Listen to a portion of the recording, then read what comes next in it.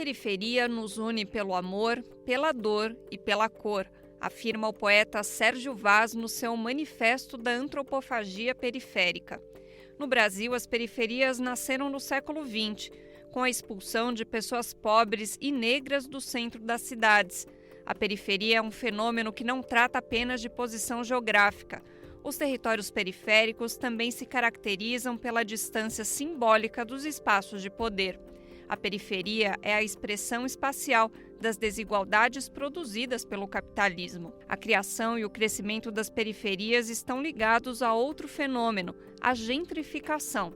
É um processo em que antigos moradores de uma determinada área urbana são forçados a se mudar por causa do aumento do custo de vida no local. A gentrificação geralmente acontece após melhorias em infraestrutura impulsionadas pela especulação imobiliária. Apesar da expressão periferia trazer uma forte marca de exclusão, ao longo das décadas seu significado foi mudando. Hoje, ser periférico é uma identidade, e uma identidade múltipla, já que são muitas as periferias. Para garantir um olhar especial para esse tema, em 2023 o governo federal instituiu a Secretaria Nacional de Periferias dentro do Ministério das Cidades. O BDF Entrevista de hoje recebe o secretário Guilherme Simões para uma conversa sobre políticas públicas para territórios periféricos, déficit de moradia e racismo ambiental.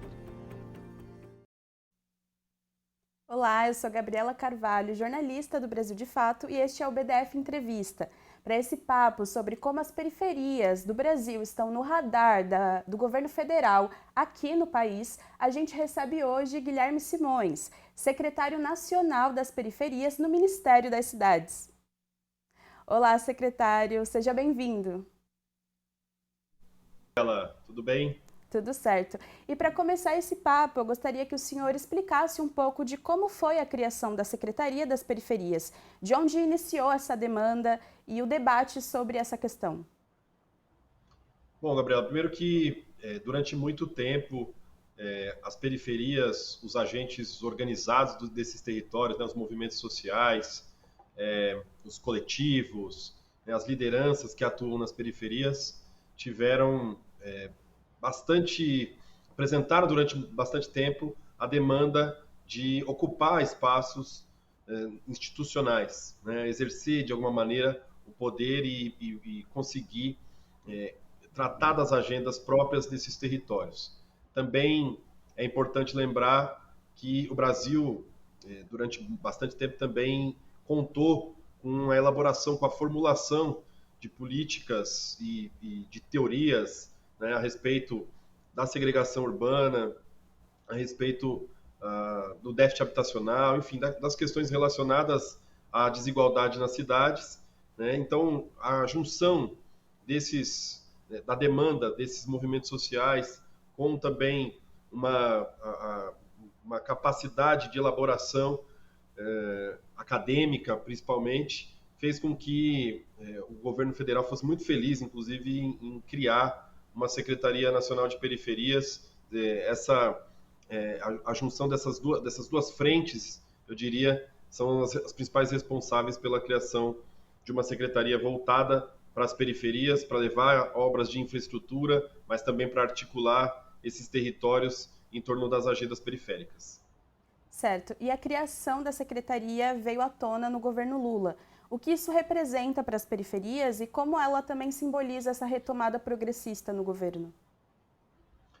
Bom, como eu falei, acho que o governo foi muito feliz em criar uma secretaria voltada para os territórios periféricos, para a dinâmica das periferias, entendendo o papel desses agentes coletivos organizados, o papel dos movimentos sociais, o papel das lideranças comunitárias, né? Durante o processo eleitoral, o presidente teve, né, em campanha numa favela importante do Brasil, que é o Complexo do Alemão.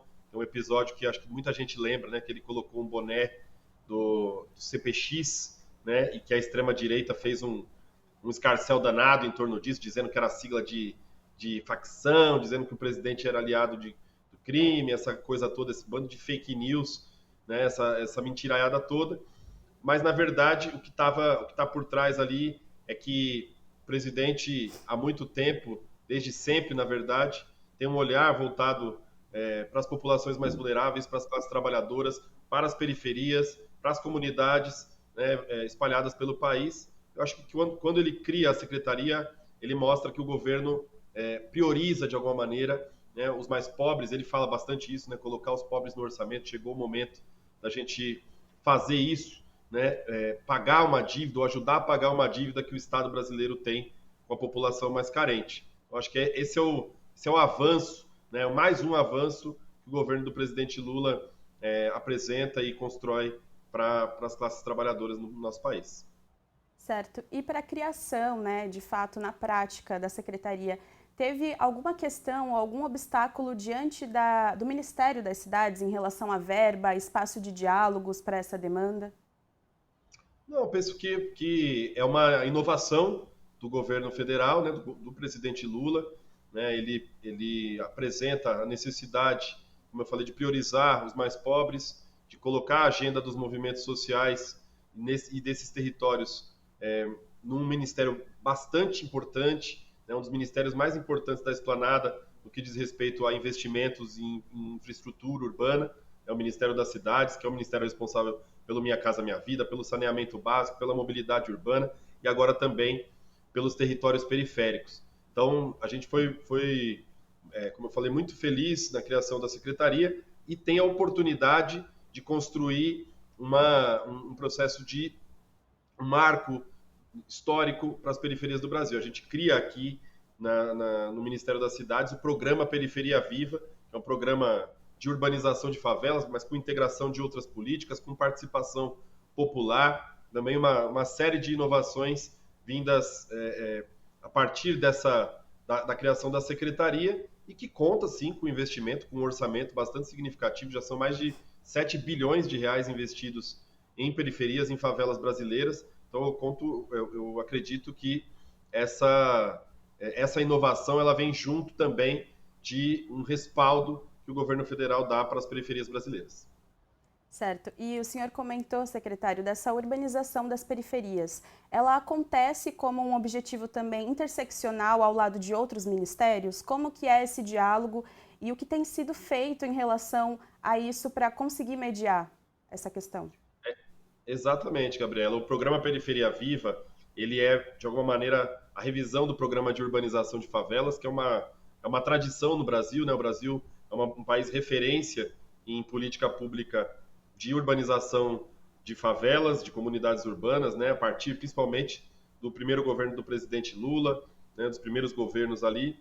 Mas a gente retoma este programa, faz uma revisão dele e cria o programa Periferia Viva, né? A partir, como eu falei, tanto do diálogo intenso com os movimentos sociais, com também esses formuladores de política urbana que a gente tem no nosso país. A gente cria o Periferia Viva, que ancorar os investimentos em infraestrutura urbana, de urbanização de favelas nesses territórios, mas contar também com a articulação e a integração de outras políticas públicas. São 17 ministérios envolvidos, né? Daqui a pouco, inclusive, nós temos uma reunião do Comitê Gestor Interministerial do Programa Periferia Viva, onde esses ministérios discutem os territórios onde estão atuando, onde vão começar a aportar as ações. Né? Nessa primeira fase, são 59 territórios periféricos em todo o país que vão receber obras de infraestrutura urbana, que é a nossa tarefa aqui do Ministério das Cidades, mas também vão receber ações do Ministério da Cultura, do Ministério do Meio Ambiente,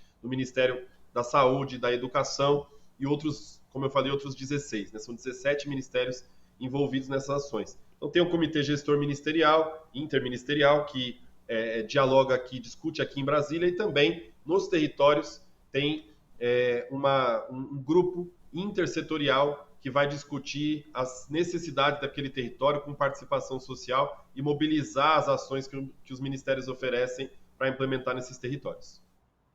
É bacana. E pensando na ponta mesmo, né, na população, nos moradores que estão em busca do direito à moradia, o que é possível esperar de cada um desses 17 ministérios envolvidos? Você mencionou o Ministério da Cultura, queria que o senhor pudesse exemplificar melhor. Uhum. Então, os ministérios eles atuam em 4 eixos no programa. Né? O programa tem o eixo de infraestrutura urbana, tem o eixo de equipamentos sociais, o eixo de inovação, tecnologia e oportunidades e o eixo de fortalecimento social e comunitário. Então, cada ministério vai entrar em alguns desses eixos e aportar ações, né? No caso, por exemplo, do Ministério da Cultura, como você colocou, a ideia é que o Ministério da Cultura nos ajude aportando ações dos céus de cultura, ou dos mini-céus de cultura, né, que está sendo também construído, está sendo desenvolvido lá naquele ministério. Isso como exemplo, mas tem também os pontos de cultura que podem ser reativados, que podem ser mobilizados nesses territórios com as lideranças, com os coletivos que atuam nas periferias, nas favelas, especialmente nesses territórios que eu falei, são 59 inicialmente, né? A partir de 2024, o programa Periferia Viva, ele se inicia nesses 59 territórios. E pensando para além desse projeto que o senhor mencionou, quais foram os principais objetivos traçados com o início da Secretaria lá em 2023 e como eles vêm sendo implementados e alcançados? Pois é, a Secretaria, ela, como eu falei, está dentro da estrutura do Ministério das Cidades. Ela tem duas grandes atribuições, que é a urbanização de favelas e prevenção de risco de desastres, né? Eu acho que a gente também vai conversar sobre isso. Dentro da atribuição de urbanização está também a regularização fundiária, está também as melhorias habitacionais, que é uma agenda também bastante importante. E a gente entende que, além das obras de infraestrutura, além das ações mais ligadas, estrito sensu, à tradição do Ministério das Cidades, que também é uma criação do presidente Lula no primeiro governo, é preciso que a gente atualize ou ajude a atualizar a leitura sobre o que é periferia no nosso país, né? A gente entende durante muito tempo que periferia é um lugar de exclusão, periferia é um lugar de violência, né? Eu mesmo vim de um território em São Paulo, que é o bairro do Grajaú, onde a gente passou ali no final dos anos 80, nos anos 90 especialmente, um processo muito duro, de muita violência, né? E de muita ausência de política pública. Então, durante muito tempo a gente entendeu a periferia, as favelas, as comunidades como um lugar de exclusão, de violência, um ponto negativo, né? A Carolina Maria de Jesus dizia que é o quarto de despejo da cidade é a favela, né? Ou seja, tudo que a gente não quer, a gente coloca lá. De alguma maneira, foi assim que se iniciou a construção dos primeiros territórios periféricos no país, das favelas no país, né? É uma herança do que a gente teve no passado escravista do país, né? De segregação, de desigualdades, mas também esse processo gerou o que a gente chama de economia da sobrevivência, né? Pela ausência do Estado, as pessoas tiveram que se juntar, que se organizar, que se coletivizar e começar a encontrar soluções, né? Então, essa economia da sobrevivência gerou muitas potencialidades, né? Essa é uma coisa que a gente gosta muito de falar, porque tem muita gente que diz que a potência periférica é o indivíduo que foi lá e venceu na vida e saiu da periferia e enriqueceu, né? E a gente diz que a potência periférica é justamente a força coletiva que mora nesses territórios, né? Que se organiza dia após dia para suprir as ausências que o Estado deixou historicamente. Tem um exemplo fantástico que é durante a pandemia, são as cozinhas solidárias, né? Que foram organizações do território para matar a fome do povo. Enquanto a gente vivia uma pandemia terrível que assolava as favelas, as periferias, as pessoas mais pobres, trazia a fome de volta de forma bastante grave no nosso país, os movimentos sociais construíram uma solução coletiva, organizada, que foi a elaboração da cozinha solidária, ou das cozinhas solidárias.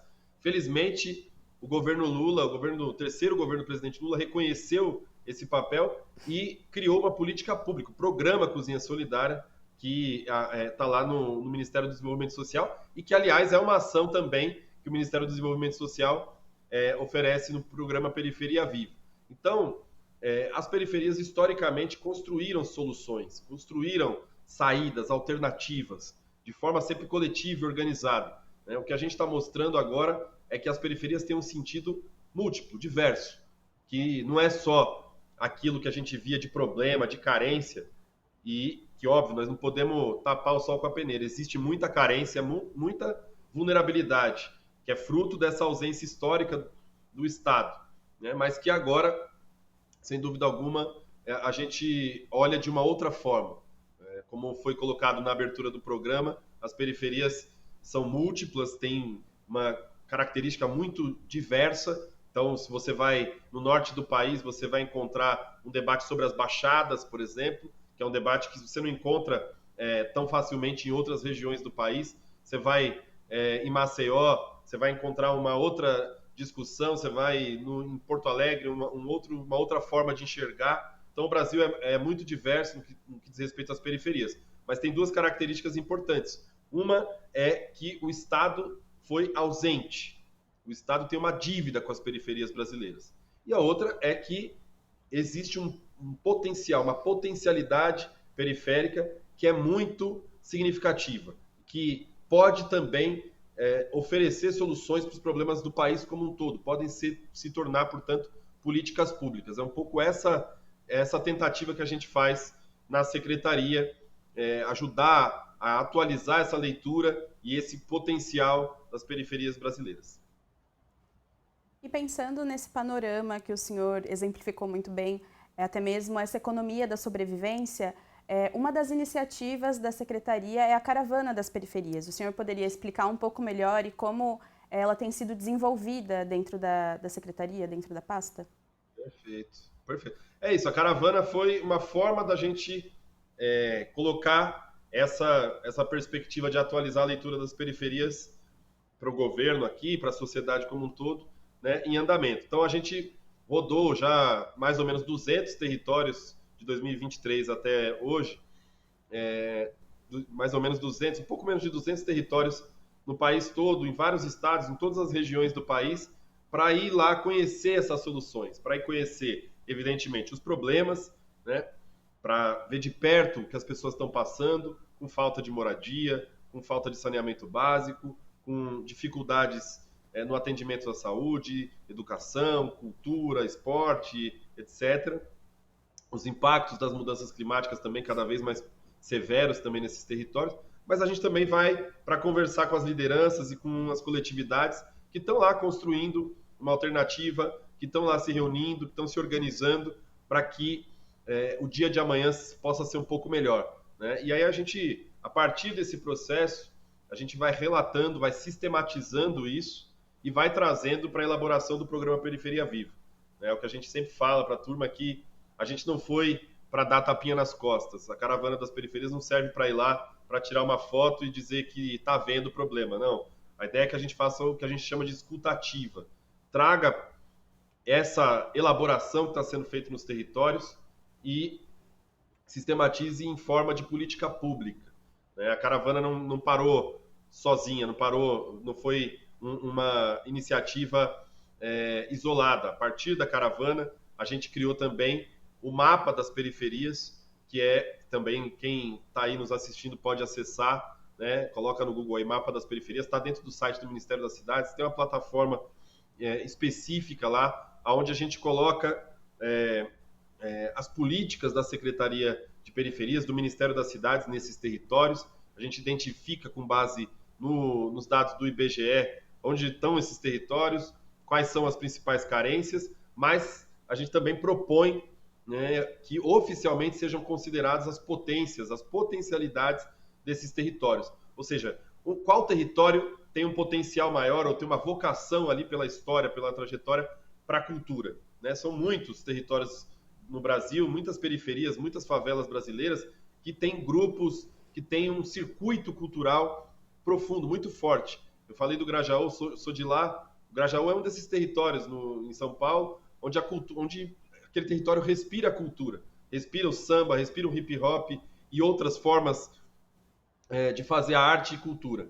Então, tem outros territórios onde a discussão sobre adaptação climática está cada vez mais séria, cada vez mais profunda. Então, esse é um potencial que precisa ser observado pelo poder local, pelo município, pelo governo estadual, mas pela sociedade como um todo, para ser explorado. né, explorado no melhor dos sentidos, evidentemente, para que a gente consiga investir, né, o orçamento público, para que a gente consiga investir em parcerias, para que aquele território desenvolva essa potencialidade, né? Então, o mapa das periferias é uma forma também de apontar essa característica dupla de carências, vulnerabilidades, né, mas também de potencialidades. E a partir disso, nós também desenvolvemos o Prêmio Periferia Viva, desde 2023. Então, eu vou falar do prêmio, mas são 3 partes aí em que a gente encontra uma forma em que a participação social pode ser também inovada, pode ser também feita de uma forma diferente, né? Então, a caravana, o prêmio e o mapa das periferias. No caso do prêmio das periferias, o prêmio Periferia Viva, a gente optou por construir uma forma de reconhecimento dessas potencialidades, desses movimentos sociais, desses atores e agentes coletivos organizados nas periferias, para que eles se vejam também, de alguma maneira, envolvidos com esse debate, com essa construção, né? Aliás, quero lembrar todo mundo que nesse sábado a gente vai fazer um evento de lançamento, de início das inscrições para a 3ª edição do Prêmio Periferia Viva, lá em Heliópolis, né, que é a maior favela de São Paulo. Nós vamos fazer um evento lá com a comunidade. Está todo mundo convidado também a partir das 15 horas lá no Unas, em Heliópolis, para a gente fazer esse anúncio aí, a ideia de fomento para esses coletivos periféricos que atuam em qualquer área, em qualquer setor,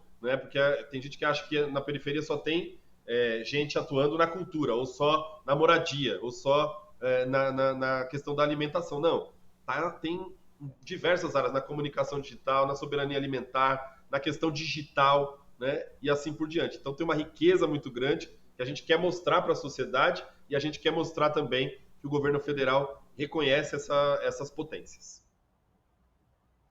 Bacana. E o senhor comentou bastante dessa questão do déficit habitacional também, né? O déficit habitacional.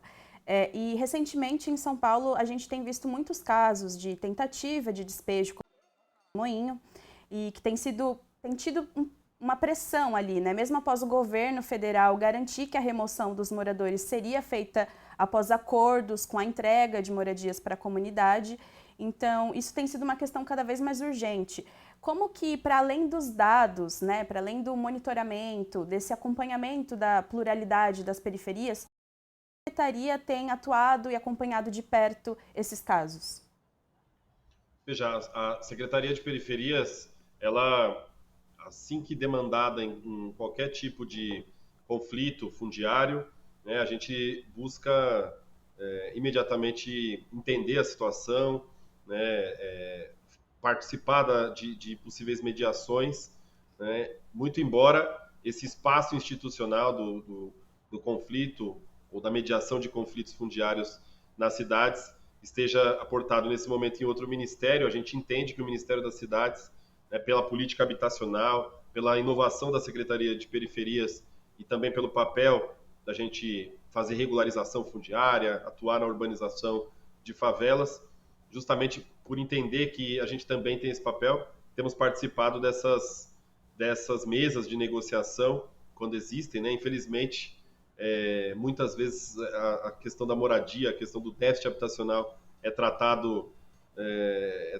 como caso de polícia, e isso é lamentável, né? Um governo ou um município que trata as pessoas que não têm onde morar, ou as pessoas que vivem em uma área de risco, ou as pessoas que vivem em uma área açoitada pela especulação imobiliária, como é o caso da favela do Moinho, que vocês mostraram. É lamentável que alguma esfera do poder público trate essas pessoas e esses territórios, essas comunidades, com polícia, com violência, né? com assédio, que foi o que aconteceu, infelizmente, nesse episódio. E acontece, a gente sabe, infelizmente acontece bastante no nosso país, porque justamente é difícil para alguns setores aceitarem que os mais pobres têm direitos, que a moradia é um direito constitucional, que é dever do Estado, né? E, portanto, de todas as esferas de poder no nosso país, de todos os poderes e de todos os entes federativos, garantir o acesso a esse direito. Então, a gente tem buscado atuar embora com atribuições diferentes, a gente tem buscado atuar nesses conflitos, tem feito reuniões também. A segunda-feira, se não estou enganado, nós temos uma audiência pública aqui em Brasília para tratar desse tema dos despejos em São Paulo, né? Me parece aí que os despejos, ou a possibilidade de despejos, tem, Sim. de alguma maneira, levantado também a necessidade da organização, da luta. Ontem nós acompanhamos uma marcha bem grande dos movimentos de moradia em São Paulo, né, apontando essa problemática dos despejos, né, do papel da prefeitura e do governo estadual em relação a esse tema, né? Então, a gente busca aqui fazer parte do processo de mediação, apontar para os governos, para as prefeituras, para os governos estaduais, que existe política habitacional em nível federal, tem o Minha Casa Minha Vida, tem o programa Periferia Viva, tem o programa de regularização fundiária, ou seja, tem alternativas, né? Não é necessário colocar o despejo como a primeira opção, ou a polícia como a primeira abordagem, né? Como eu falei, eu lamento muito, profundamente, que a gente ainda tenha, em 2025, a gente ainda tenha prefeitos e governadores que tratem a questão habitacional no nosso país como caso de polícia. E para aprofundar um pouco mais esse debate sobre as populações periféricas, é impossível deixar de lado o tema do racismo ambiental. Para entender melhor sobre o tema, acompanhe aqui com a gente. No Brasil, o risco de morrer soterrado por lama tóxica, de perder tudo em um alagamento ou de beber água contaminada por chumbo tem cor, CEP e classe social. É o racismo ambiental, conceito que escancara o quanto tragédias naturais e crimes ambientais atingem desproporcionalmente as populações negras, indígenas, quilombolas e periféricas. De Mariana Brumadinho, da contaminação em Santo Amaro da Purificação à destruição da Baía de Guanabara. O que está em jogo é mais do que o meio ambiente, é a própria vida de quem historicamente é tratado como descartável. Nesse contexto, grandes corporações poluem com impunidade e comunidades inteiras seguem invisíveis. Ano após ano, os desastres se repetem e a reparação nunca chega. Numa tentativa de interferir nessa realidade, o governo federal anunciou em maio a criação de um comitê interministerial de enfrentamento ao racismo ambiental. Criado por decreto, o programa conta com a participação de 11 ministérios, entre eles Meio Ambiente, Igualdade Racial e Povos Indígenas. O comitê deverá reunir dados, ouvir as comunidades afetadas e propor medidas para enfrentar desigualdades históricas no acesso à moradia, ao saneamento, à terra e à água. Ainda não há cronograma ou metas concretas anunciadas, mas a iniciativa levanta debates importantes. Qual é o papel do Estado diante dessa crise? E como garantir justiça ambiental para quem vive nas margens? A partir desse debate, é impossível deixar de lado as questões climáticas. Então, secretário, como que a Secretaria tem olhado para esses eventos extremos?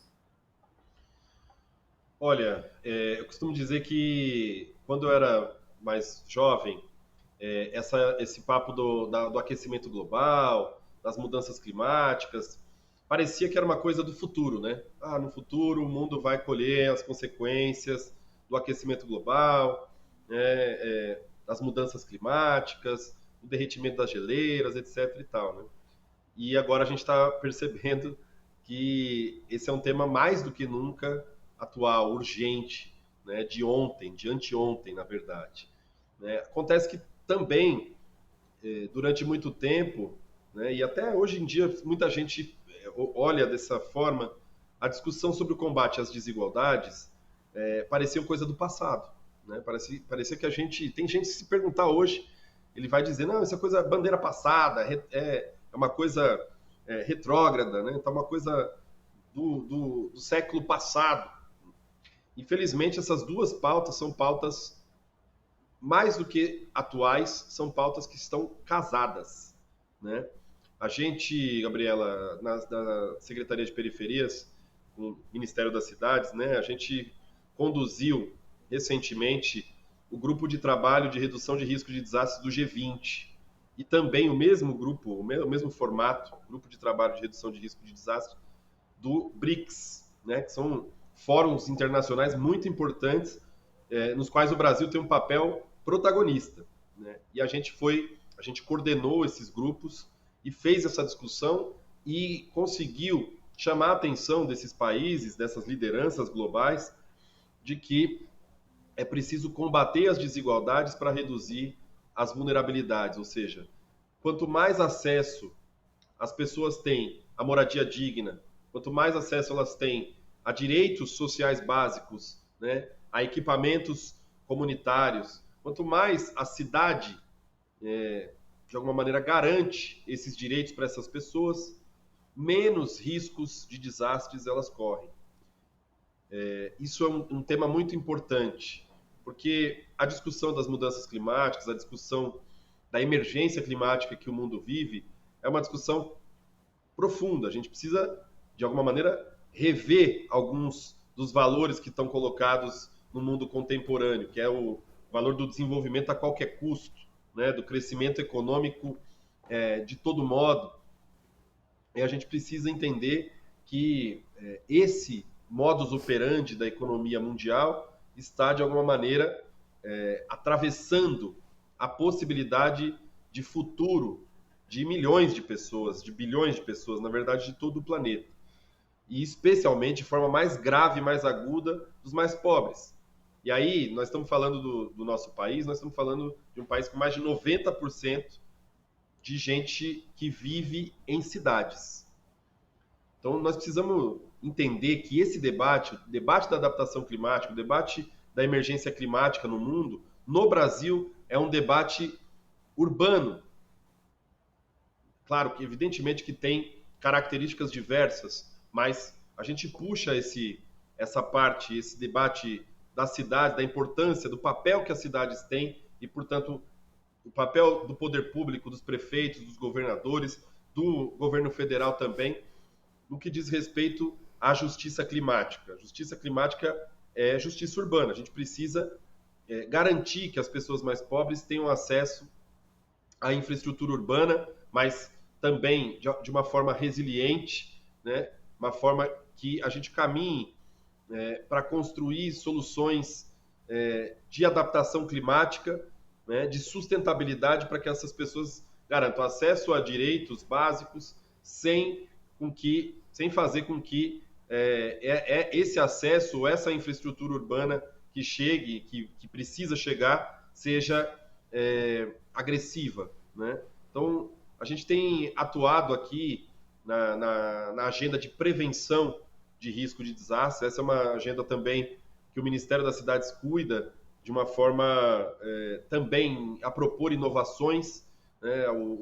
A nossa ação aqui de obras de contenção de encostas, a gente tenta incorporar nesse momento, no novo PAC, né, também elementos de soluções baseadas na natureza, com participação social também, para que a gente leve, como eu falei, infraestrutura, para que a gente previna riscos de desastres, mas para que a gente também faça o debate da preservação do meio ambiente, da adaptação climática, né, da adaptação às mudanças climáticas que são, nesse momento, inexoráveis. Secretário, recentemente, em janeiro, a própria ministra da Igualdade Racial, Aniele Franco, foi criticada ao levantar esse debate, né, sobre o racismo ambiental. O senhor acredita que o governo federal ainda tem dificuldade de debater isso dentro dos órgãos do governo, ou mesmo conseguir espaço para políticas públicas que pensem essa questão?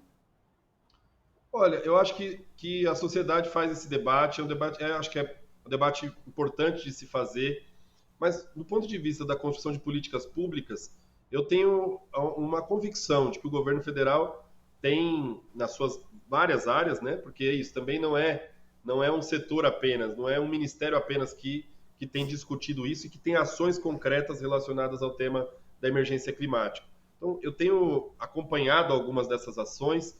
Aqui na Secretaria a gente conduz algumas dessas ações.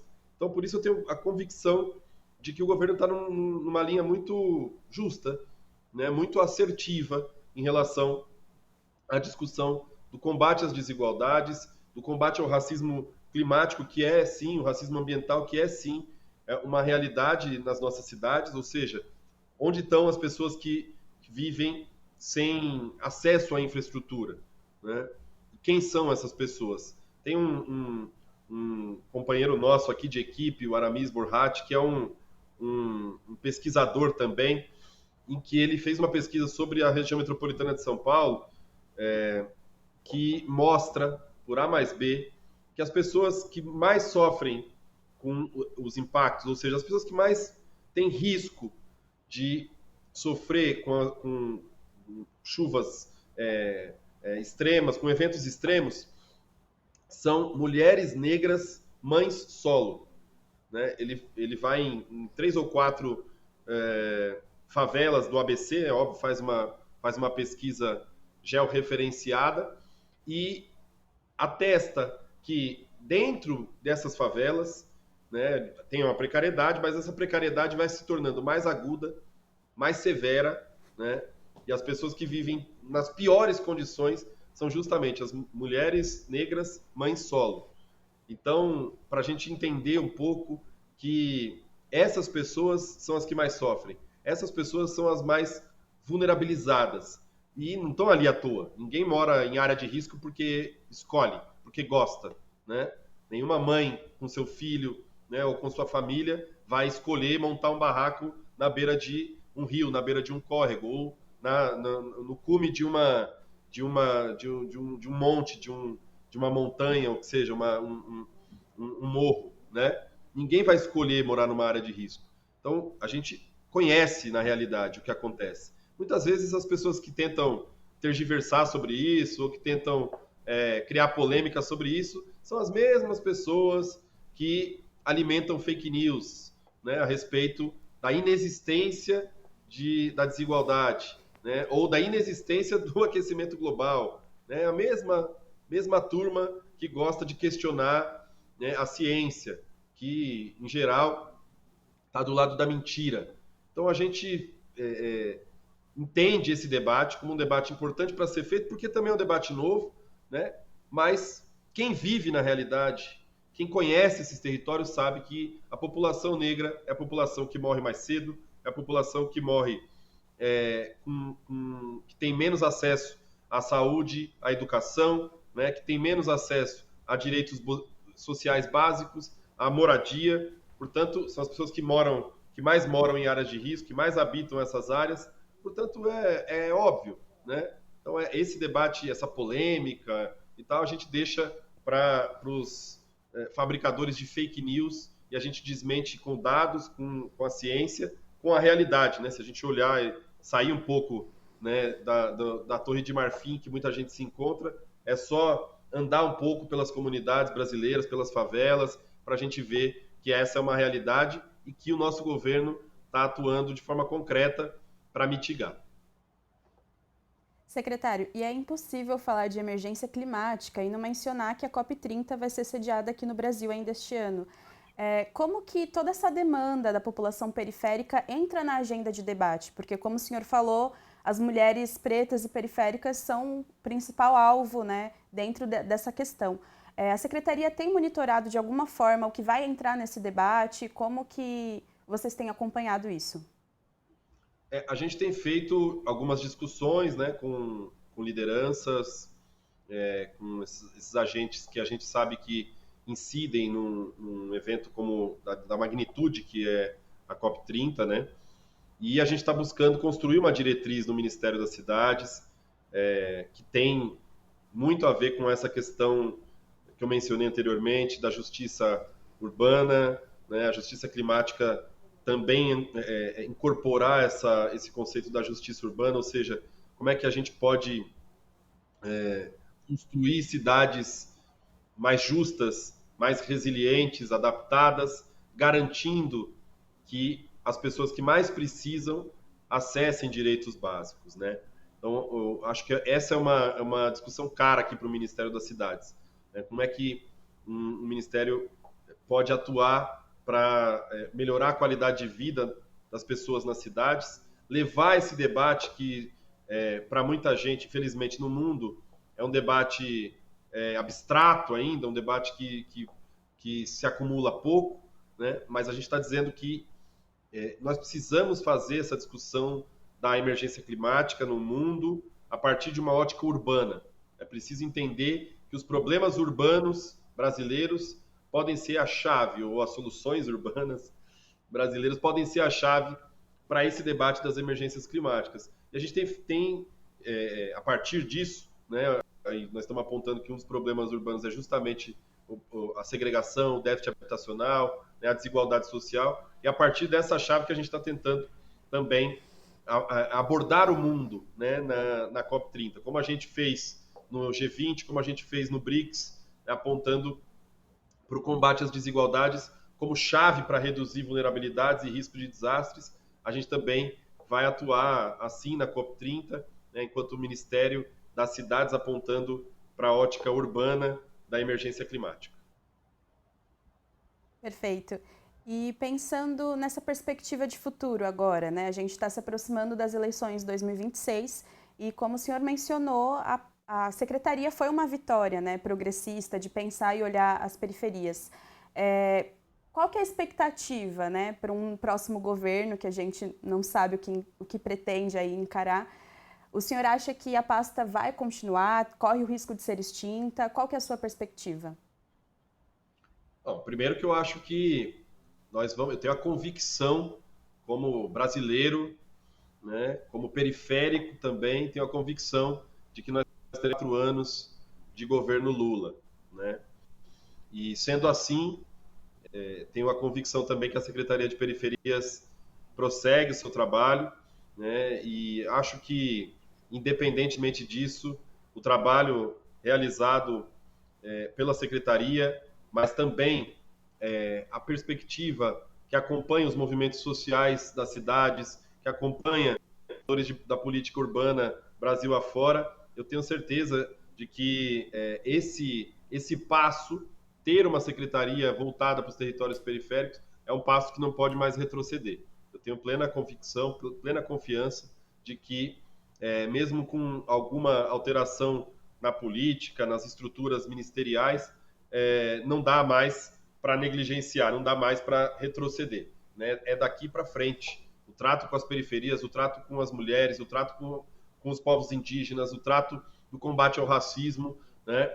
Não dá mais para retroceder. O nosso país não aceita mais não ter respostas, não ter políticas públicas, não ter gente que veio desses lugares para construir soluções para o nosso país. Então eu tenho tranquilidade, com relação a isso eu durmo tranquilo.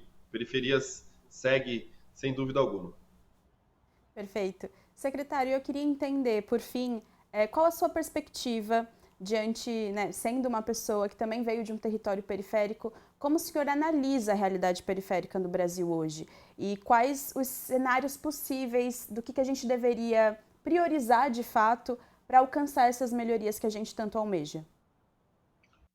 Eu acho que, eu sempre gosto de falar que nós precisamos pagar, a sociedade brasileira tem uma dívida com a população periférica, né? O Estado brasileiro, especificamente, tem uma dívida grande com a população periférica, com as mulheres de periferia, com a população negra de periferia, com a juventude periférica. E aí nós precisamos encontrar formas de pagar essa dívida, né? Não pode ser uma relação assistencialista, evidentemente que não. Tem que passar por um processo de reparação, como a gente já iniciou, né? Mas é preciso tratar as periferias como cidade, como parte da sociedade, né? Então, eu costumo dizer aqui no Ministério que a gente, quando passa lá aí em São Paulo, principalmente tem lá a Avenida Luiz Carlos Berrini, né? E se você passar por um buraco na Berrini, você passa uma vez só, porque o poder público não vai deixar isso barato, né?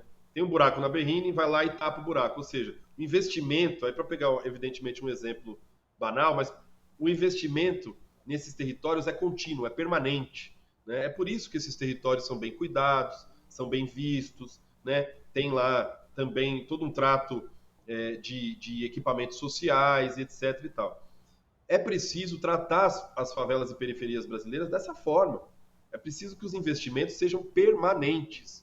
Que a gente coloque investimento lá para fazer infraestrutura urbana e que a gente construa uma tradição de fazer manutenção, de fazer zeladoria, né, de trazer mais. O que tem de inovação, o que tem de novidade, tem que levar para esses territórios. As pessoas sentem falta do Estado. Tem muita gente que diz, o povo da periferia está revoltado com o governo. Eu digo o seguinte, o povo da periferia sente falta do Estado, sente falta do poder público. Então, toda vez que a gente chega num território, toda vez que chega uma política pública, o povo recebe bem, o povo precisa. Então, nós precisamos começar, como sociedade, como instituições, né, a se aproximar desses territórios sem, de alguma maneira, mistificar a vida das pessoas. Né? Parece que as pessoas escolheram uma religião e isso é uma coisa, nossa, misteriosa. Por que será que as pessoas estão aderindo cada vez mais a uma determinada religião, uma determinada prática? Né? As pessoas escolhem uma forma de questionar as instituições e aí todo mundo fica assustado, abalado. Olha, que coisa agressiva, ofensiva. Ué, por que será que isso está acontecendo? Então, é preciso se aproximar das favelas, é preciso se aproximar das periferias. Né? Para quem está distante, para quem não é de lá, para quem tem interesse, para quem acha que está ali a chave, de alguma maneira, para soluções que o Brasil precisa, eu acredito muito nisso. Eu acredito que as periferias são a chave, né, para o futuro do nosso país, para o futuro do desenvolvimento do nosso país, é a chave para o futuro criativo do nosso país, para as inovações, né? É a chave para resolver os problemas econômicos que a gente tem no nosso país hoje.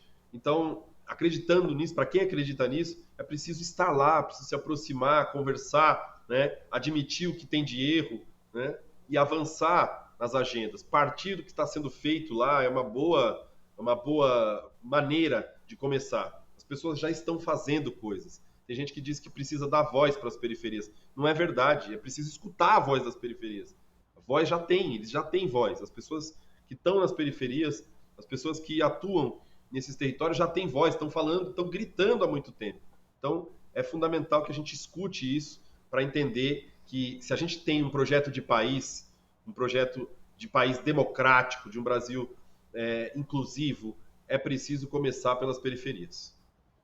Secretário, muito obrigada por essa conversa, por compartilhar um pouco da sua atuação frente à Secretaria Nacional das Periferias, e a gente espera que realmente essa voz da população periférica consiga ser ampliada cada vez mais. O BDF Entrevista fica por aqui e até a próxima. Tchau, tchau.